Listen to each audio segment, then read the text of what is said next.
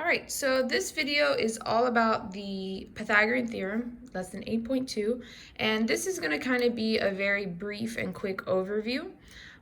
Just to explain to you a few things, this lesson is basically used mainly for the purpose of right triangles, and not really to compare triangles, but you will always be given one triangle, and what it really does is it helps you find the measurements of one of the sides of the triangle, whether it's A, B, or C. Now, each of these letters are pretty significant, and the reason why is because each of them have a name. A and B are also known as the legs of the triangle, and C is what we call the hypotenuse. Kind of a weird name, but still fairly popular. If you've ever taken fundamentals or pre-algebra, this lesson has definitely been covered at some point in either of those classes. However, there may be a chance that you've never seen this, so this word hypotenuse may sound pretty weird to you. Now, how can you identify the legs of a triangle? The legs of a triangle are always adjacent or next to the 90 degrees, while C, your hypotenuse, is across from 90 degrees. A few notes to make about your C value, okay, is that it's always your longest side. And as I mentioned a moment ago, it is across from 90 degrees, from the right angle.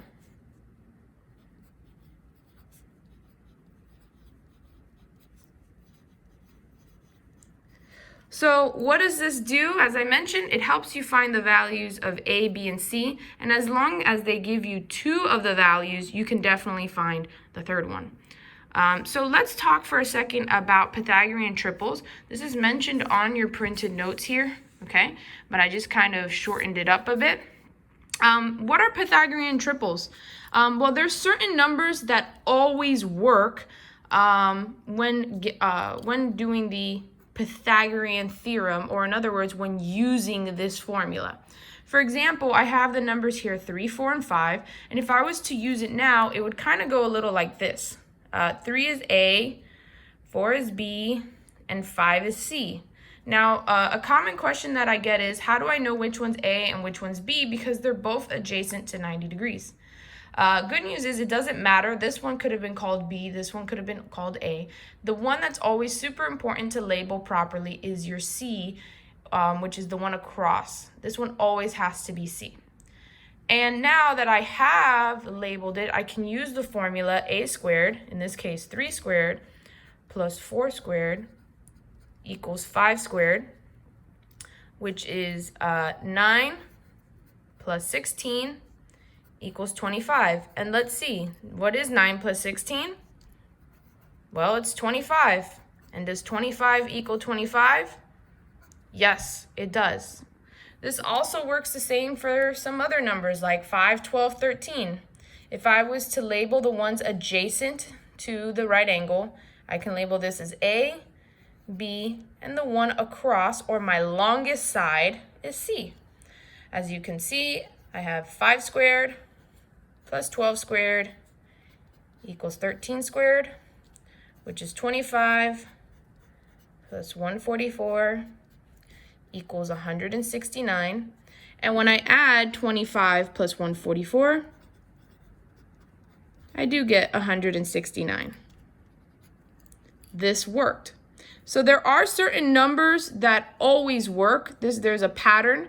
A lot of times students remember these patterns, and they know that these are just called the Pythagorean triples. Now, the interesting part of this is that its multiples are also Pythagorean triples. What do I mean by that? Well, let's say if I was to multiply all these values by 2, so let's say instead of 3, 4, 5, it's 6, 8, 10.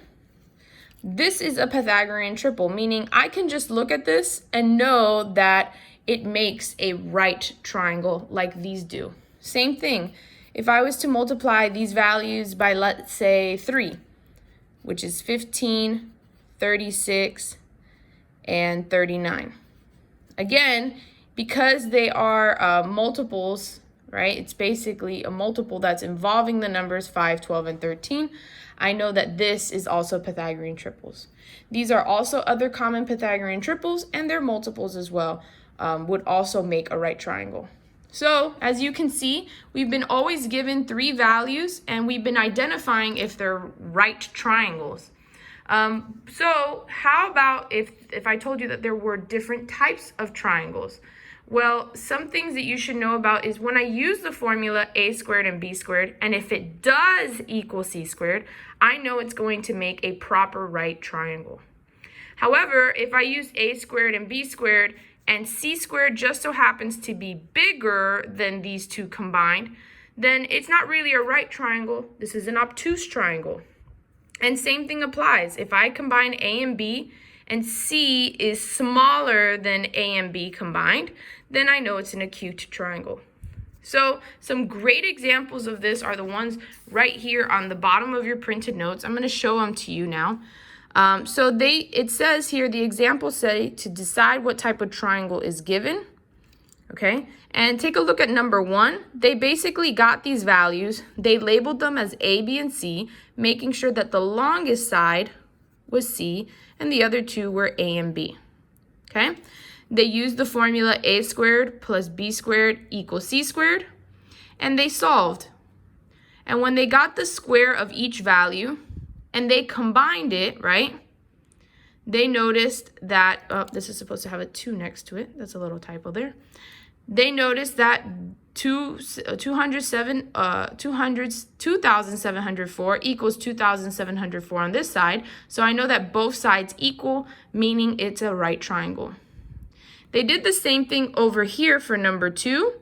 Again, they labeled the largest value as C and the others two as A and B, and used the formula a squared plus b squared equals c squared. Now, what happens here is the square root and the square cancel each other, meaning you're just left with the number 2. The square root and the square cancel here, meaning you're left with the number 3. And same thing here, you're left with the number 6. Now, what happened? My c value ended up being bigger than a and b. And because it's bigger, that means it's going to be greater than 90 degrees, and a triangle that's greater than 90 degrees is an obtuse triangle. All right? The last one, C, as you can see, again, labeled the 8 as C and 4 and 7 as A and B. Plugged it in, they realized that their C value was smaller than A and B combined. And because it's smaller, that means it's smaller than 90 degrees, which is an acute triangle. So what I'm going to do now is, these were some great examples. However, all of your homework actually did not pertain to just this. If you notice, all the time, they always give you 3 values. They wanted you to check if it was either a right triangle or an obtuse or an acute, or even getting into a Pythagorean triple, okay? But what about if they gave you an actual math question, as they do in your homework, like number 9 on page 444? So this is an actual homework question that you can look at. And this time, they're kind of giving you multiple values, and it looks like they want you to solve for x. So when this happens, the good news is, because we know that we're identifying a right triangle, the good news is I know what formula I'm using. Also, it is lesson 8.2, which is all about this formula. Use the formula. Then what I need to do from here is basically break up into a right triangle. So here's my right triangle. It looks like I have the value across from 90 degrees, which is my hypotenuse, or my C. So I have 8 squared. It doesn't look like I have one of the lines or one of the sides adjacent. So we'll call this x squared. And the third one, I really don't know this part. I do know, however, the whole thing is 14. And because this is an isosceles triangle, I know that this is actually being bisected. So when I bisect it, I get 7 and 7, meaning I do know my other leg, which is 7 squared.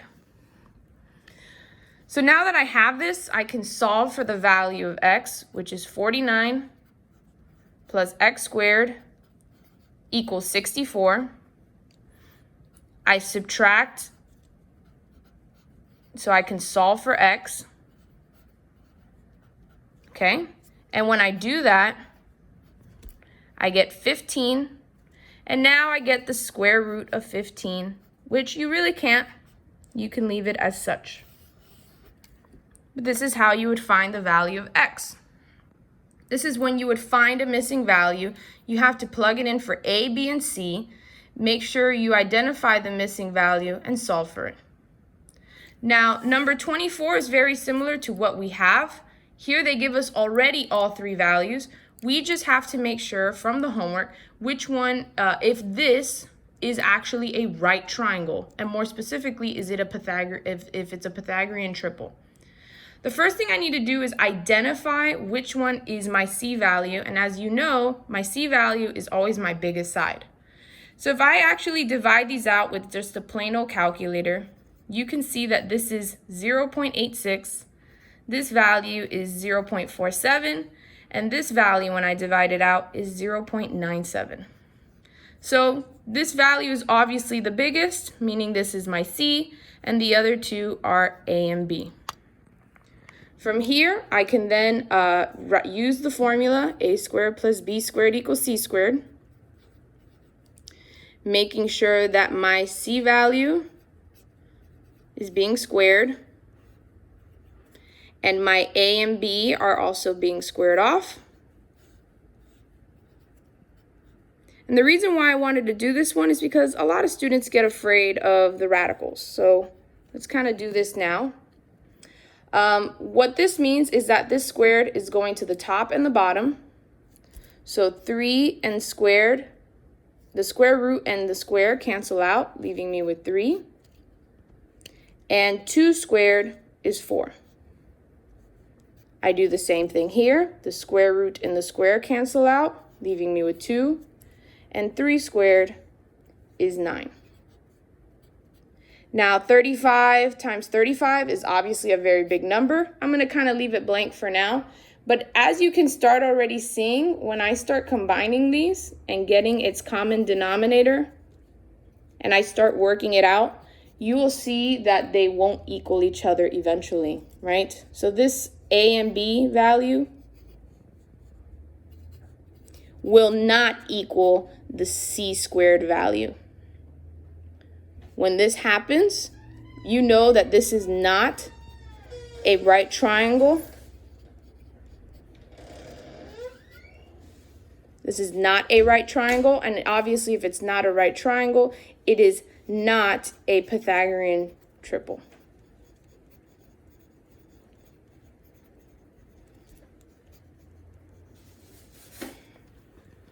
With that, this was just to kind of give you a hint on how to answer questions like number 24, and more specifically, like number 9. And that's because, as you can see, they are a bit different. These give you 3 values. These only give you 2 values. And you still need to use the Pythagorean theorem, either to identify if it's a right triangle or to identify the value of x, or the missing value of one of the 3 sides. Hopefully this has helped, and if you have any questions, please feel free to email me at any time.